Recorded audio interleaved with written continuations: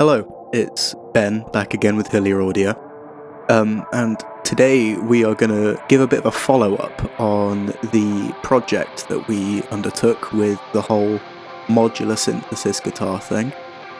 What I've gone through and done is I've recorded some short clips of me playing the little outro track you heard during the last video, and I am going to kind of talk you through how I made that. And then afterwards, I'm gonna just upload a raw jam, maybe 10-15 minutes long, completely unedited for the next video, just to kind of demonstrate the power of what I've created and how it can be used compositionally. So to start this part of the demo off, I'd like to talk about how I went about recording what I did, and using the context of the clips that I recorded of my recording process to try and explain a bit of what's going on. Okay, so what I'm going to show you first is what I used as almost like a pseudo bass. So when I put this sort of small arrangement together, I used a bass track, but I also used a pitch shifted version of the guitar track, which is panned straight down the center, but has slightly different EQ to what the other guitars would.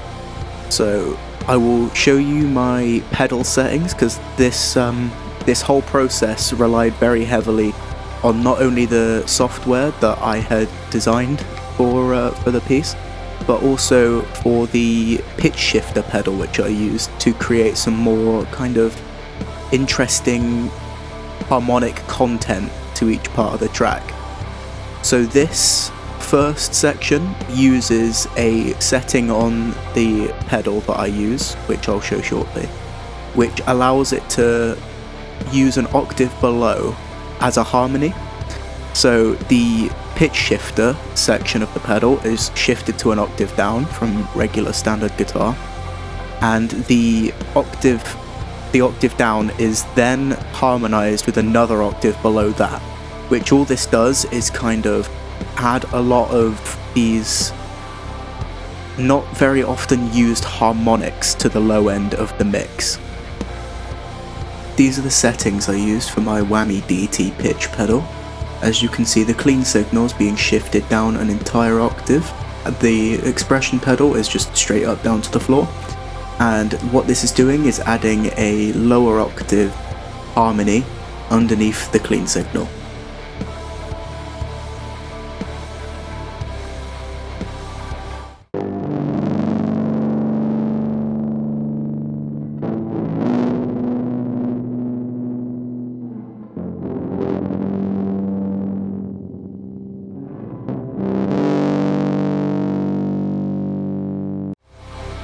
So once I'd finished recording this kind of almost sitting between the bass and guitar section, I record the hard left and hard right versions of the ambient guitar, which for this I used a different setting on my pitch pedal. I decided to go with a shallow detuning option, which I left the expression pedal all the way down. So this was supposed to act as more of like an effects kind of side swirling, reverby texture almost. This kind of detuning between each other allowed it to kind of shine through and give me more of a stereo feel, I guess you could say. Because we have the low guitar texture in the middle, and we had these two bright corners of the mix, which you'll see me record these and how they're done. They're exactly the same notes as the other section, however they are EQ'd again very differently, and the settings on the modular that I used are slightly tweaked, as I wanted these to have more of a punchy slapback feel to them in terms of the delay, because these were supposed to be my ambient layer, my effects on the side. And as you can see, what's happening here with the pitch pedal is the expression pedals once again just straight down to the floor, but the setting it's on this time is a deep D tune. So what that does is it shifts the notes very slightly out of pitch, which I wanted to kind of create that almost width within this track.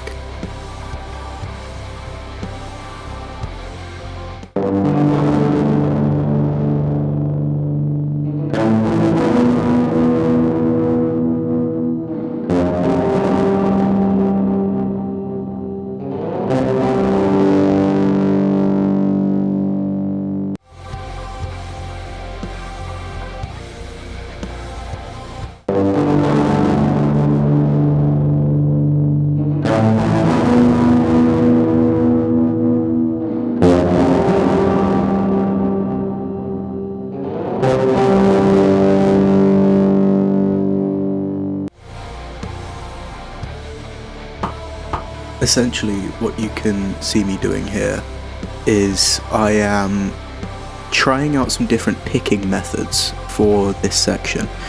I had toyed with the idea of just using a regular pick, and I was also toying with the idea, which I eventually ended up going with, of picking with my thumb and using my index finger to hover over the harmonic for the note that I was on, which ended up making this sound a lot more sparkly and a lot more appropriate for its purpose that it was supposed to serve in the track.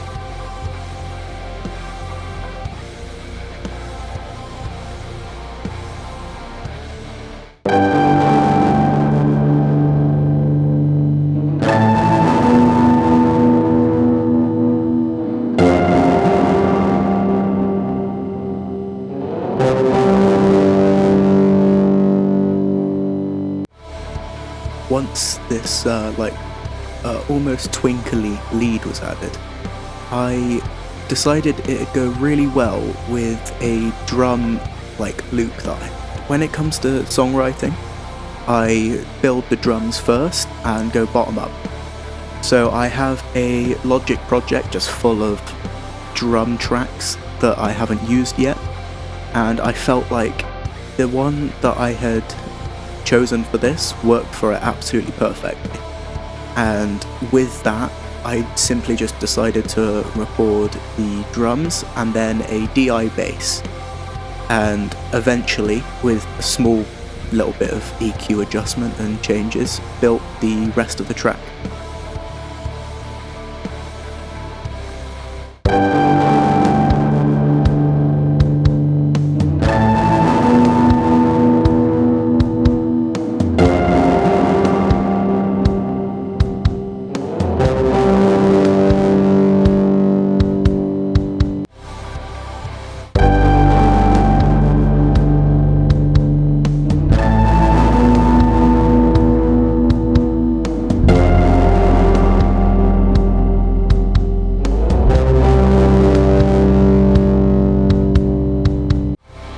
And finally, as you can see, these are the mixer settings, where all the EQs are laid out so that everything fits in and has its own space within the mix, and they all lie together spectrally.